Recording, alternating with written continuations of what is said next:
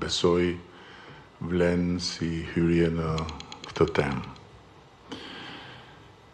Janë disa fjali që mund të tingëllojnë sikur fliten për Shqipërinë, po në fakt janë fjali të nxjerra nga një raport i detajuar i Gjykatës Evropiane të Llogarive për vendet e Bashkimit Evropian lidhur me prokurimet publike. I sjell në vëmendje për të vendosur në një kontekst bashkëbisedimimin e sotëm, por edhe për të pasur një pamje të pozicionit ku ndodhet Shqipëria në raport me një tematik nga më të rëndësishmet e procesit të antarësimit dhe nga më të rëndësishmet për vetë familjen europiane,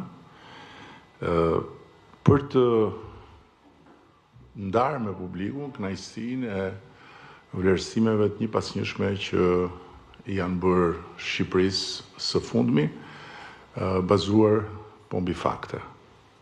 Raporti flet për një nivel konkurrence për kontratat publike në rënje gjatë viteve të fundit.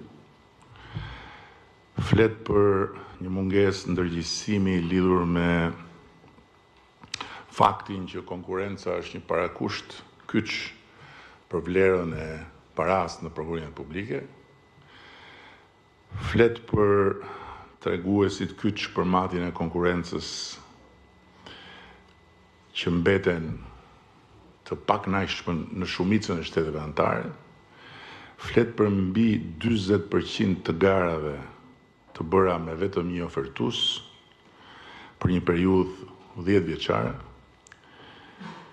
Flet për një mungesë konkurrence që ndikon në çmimet dhe në kostot dhe për një kozgjatje mesatare të procedurave të prokurimit të rritur me rreth 50%.